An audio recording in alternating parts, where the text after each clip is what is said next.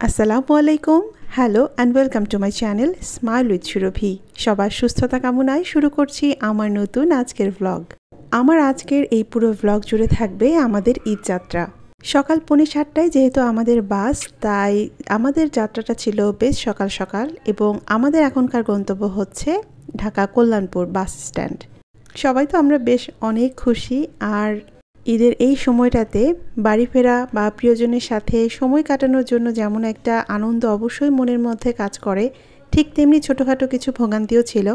যাওয়ার সময় কিন্তু আমাদের বেশ লম্বা একটা সময় লেগে গিয়েছিল, কারণ প্রচণ্ড পরিমাণে জ্যাম ছিল। গুলিস্তান, যাত্রাবাড়ি এই জায়গাগুলোতে আমাদের পার হতে কিন্তু বেশ লম্বা সময় লেগেছে। তারপরও ওই যে এত জার্নি করে যাওয়ার পরও প্রিয় মানুষগুলোর মুখ দেখব, তাদের সাথে ঈদের আনন্দটা ভাগাভাগি করব, এই ব্যাপারগুলো যখন আসলে মনে হয়, তখন মনে হয় বাড়ি ফেরার এই কষ্টটা আর কোনো কষ্টই থাকে না। আমাদের কিন্তু ইচ্ছে ছিল আমরা বরিশাল যাব এবার লঞ্চে, তবে লঞ্চে যেহেতু একটু বেশি গাদাগাদি হয়, আবার সেই সাথে অনেক বেশি সময় লেগে যায়, আর সেই ব্যাপারগুলোকে আসলে মাথায় রেখে আমাদের এই বাস যাত্রা। পদ্মা সেতু পার হয়েছি বেশ অনেক রকমের যানবাহনে করে, তবে এই বাসে করে এই পদ্মা সেতু পার হবার অভিজ্ঞতা কিন্তু এই প্রথম। ফেরিতে যখন গিয়েছিলাম তখন তো এক রকমের অভিজ্ঞতা ছিল, আর এখন যখন এত অল্প সময়ে আমরা যেতে পারি তখন আসলে সত্যিই অনেক বেশি শুকরিয়া আদায় করি। মুহূর্তের মধ্যেই এত বড় একটা নদী আমরা পার করে ফেললাম, আলহামদুলিল্লাহ। আর অন্যদিক থেকে আমার ছোট ভাই তো বারবার আমাদেরকে ফোন দিচ্ছিল যে আমরা এখন কোথায় আছি আর কতক্ষণ লাগবে। তবে এবারে কিন্তু আমরা একদমই চলে এসেছি আমাদের কাঙ্ক্ষিত গন্তব্যে। আসার পরেই তো আমার আম্মা জান একদম সব খেলনা নিয়ে বসেছে, ওর মামি এগুলো সব কিনে দিয়েছে ওকে। আর সেই সাথে ছিল আমাদের জন্য আপ্যায়নের খুবই মজার ব্লু লেমনেড। আমরা কিন্তু বরিশালে আরও কয়েকদিন আগে আসতে চেয়েছিলাম, কিন্তু যেহেতু অনেক রাশ ছিল এবং সবার ছুটি মিলিয়ে আসলে এত দেরি হয়ে গেল, তো এবারে চলে এসেছি আমাদের আজকের লাঞ্চে ছিল খুবই মজার ক্রিস্পি একটা তেলাপিয়া মাছ ভাজা, সেই সাথে বেগুন ভর্তা, ডাল এবং ভাত। সকাল সকাল আমার ভাইয়ের এখানে এসে আমাদের নাস্তা করার কথা ছিল, কিন্তু যেহেতু আমাদের লেট হয়ে গিয়েছে তাই সরাসরি আমরা লাঞ্চ করে নিলাম। আর এরপরে ছিল খুবই মজার সেরা স্বাদে আমার ছোটো ভাইয়ের বউয়ের হাতে বানানো একটা কফি উপভোগ করতে করতে কিন্তু চলছে আজকে ঘুরতে যাওয়ার সমস্ত প্ল্যান, কোথায় যাব কি করব। তো এবারে আমরা একটু রেস্ট নিয়ে কিন্তু একদম রেডি হয়ে গিয়েছি। বরিশালে তো এর আগেও আমি একবার এসেছিলাম 2021 সালে, তখন আসলে আমি কোনো ভ্লগ করতাম না, তাই সেটার কোনো মেমোরি কখনোই আপনাদের সাথে শেয়ার করা হয়নি। আর এবারে আমরা যাচ্ছি, কোথায় যাচ্ছি সেটা তো অবশ্যই আপনাদের সাথে শেয়ার করব।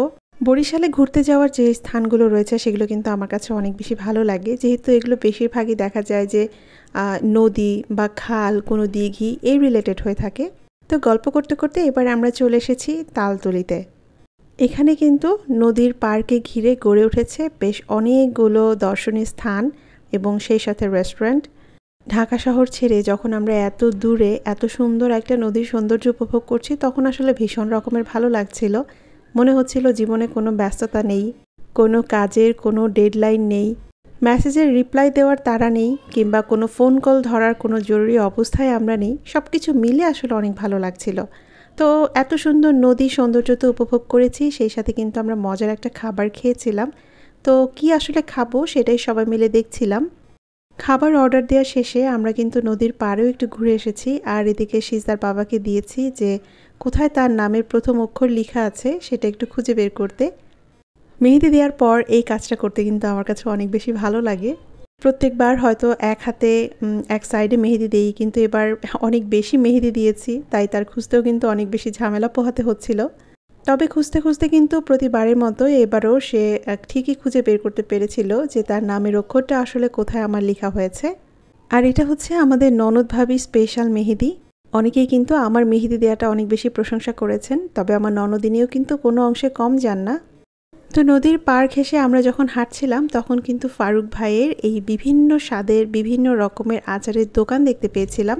ঝাল স্বাদের একটা আমের আচার আমরা ট্রাই করেছিলাম, সেটা সত্যিই অনেক বেশি মজার ছিল। নদীর এত সুন্দর বাতাস, সেই সাথে এত সুন্দর মনোরম একটা দৃশ্য, যে কারো আসলে ভালো লাগতে বাধ্য। এবারে চলে এসেছে আমাদের সেই কাঙ্ক্ষিত খাবার। আমরা আসলে নাচোস অর্ডার করেছিলাম। সবাই যেহেতু একদম দুপুরবেলা ভরপেট খেয়েই বের হয়েছি, তাই সবার তেমন কোনো ক্ষুধাও ছিল না। তবে নাচোসটা কিন্তু অনেক বেশি মজার ছিল। আর এদিকে সিজদা মামুনি তো সব কিছু অনেক বেশি এনজয় করছে, আলহামদুলিল্লাহ। ওকে একদম ছেড়েই দিয়েছিলাম যে ও একটু হেঁটে বেড়াক, কারণ ঢাকা শহরে এত ঘিঞ্জি এরিয়াতে কখনো হয়তো বা আমরা ওকে ছাড়তে পারি না হাঁটার জন্য। আর এদিকে যে রেস্টুরেন্টটা রয়েছে সেটার নামটা কিন্তু খুবই ইন্টারেস্টিং, এটার নাম হচ্ছে শ্বশুরবাড়ি। তো এই শ্বশুরবাড়ি ঘুরে বেড়ানোর মাধ্যমে কিন্তু শেষ করেছিলাম আমাদের এই তালতলি এরিয়াতে যত ঘুরে বেড়ানোর জায়গা রয়েছে সব কিছু। এরপর সেখান থেকে বেরিয়ে পড়েছিলাম আরেকটা জায়গায় যাওয়ার উদ্দেশ্যে। আর বরিশালে যারা আছেন তারা নিশ্চয়ই দেখলে বুঝতে পারবেন যে আমরা আসলে কোথায় গিয়েছিলাম। আর বরিশাল শহরটা আমার কাছে কিন্তু অন্য একটা কারণে অনেক বেশি ভালো লেগেছে, সেটা হচ্ছে অনেক বেশি পরিষ্কার পরিচ্ছন্ন। দিনের আলো যেমন অনেক বেশি শুদ্ধতা ছড়ায় এই বরিশাল এরিয়াটা, রাতের বেলাও কিন্তু আমার কাছে অনেক বেশি ভালো লাগে। আর এই তো আই লাভ বরিশাল এই লেখাটা কোথায় আছে বলুন তো?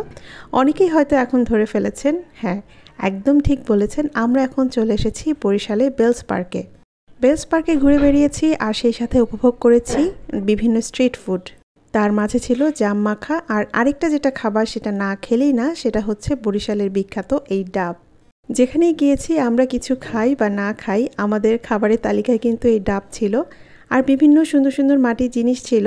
আমি আসলে ভাবছিলাম যে কোনটা নিয়ে যাব, কারণ যখনই আমি কোথাও বেড়াতে যাই এটার স্মৃতিস্বরূপ আমি সেখান থেকে কোনো না কোনো কিছু একটা জিনিস কিনে আনি, যাতে পরবর্তীতে দেখলেই আমার মনে পড়ে যে আমরা সেখানে গিয়েছিলাম এবং সেখান থেকেই এই জিনিসটা আমরা নিয়ে এসেছিলাম।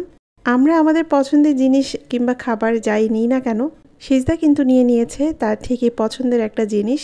যেখানেই সে যাক না কেন তার এই বেলুন এবং সেই সাথে পুতুল এগুলো কিনতেই হয়। তো বেলস পার্কে এসেছিলাম একটা শরবত বা জুস খাওয়ার জন্য। আমার ছোট ভাই প্রায়ই বলে যে এখানে একটা স্পেশাল কার্ট রয়েছে যেখানে জুসটা বা শরবতটা অনেক বেশি মজার হয়। আর আপনাদের অনুরোধে আজকে কিন্তু সিজদাকে একটু বেশি করেই দেখালাম। কখনো কখনো হয়তো বা আমি ভুলে যাই ওকে একটু ভিডিওতে দেখানোর জন্য, তখন কিন্তু আপনারা ঠিকই ভিডিও নিচে কমেন্ট সেকশনে এসে কমেন্ট করেন যে আজকে সিজদাকে একদমই দেখানো হয়নি। পুরো বেলস পার্ক হেঁটে বেরিয়েছে নানি এবং সেই সাথে তার নাতনি। আর এদিকে নীর উপভোগ করছে একটা খুবই মজার স্বাদের ঝালমুড়ি। আসলে এখানে যত জায়গায় খেয়েছি তার মাঝে এই বেলস পার্কের ঝালমুড়িটা অনেক বেশি মজা লেগেছে। আমি ঝালমুড়ি না খেলেও আমি কিন্তু উপভোগ করেছিলাম খুবই মজার স্বাদের একটা ফুচকা। আর এরপরে তো আমরা চলে এসেছি আমাদের কাঙ্ক্ষিত কার্টে, যেখানে ছিল খুবই বিভিন্ন রকমের বিভিন্ন স্বাদের জুস। আর এই জুস উপভোগ করতে করতেই শেষ করব আমার আজকের ভ্লগ। সবাই অনেক বেশি ভালো থাকবেন, সুস্থ থাকবেন, শুভকামনা সকলের জন্য।